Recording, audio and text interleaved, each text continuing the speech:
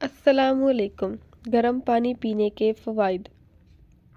Japan کے ڈاکٹروں کا کہنا ہے کہ گرم پانی پینے سے 100% نتائج حاصل ہوئے ہیں۔ اگر آپ گرم پانی خالی پیٹ پی لیں تو اس کے بے انتہا فوائد ہیں، جن میں ان تمام بیماریوں کا حل ہے: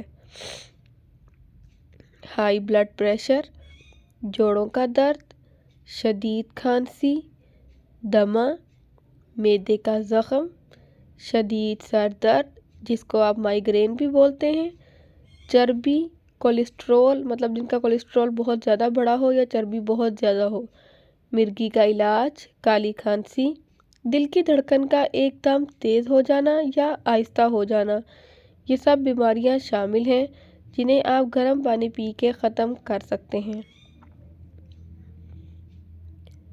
اگر آپ بھی خالی پیٹ گرم پانی پی لیں تو ان تمام بیماریوں سے چھٹکارا پا سکتے ہیں۔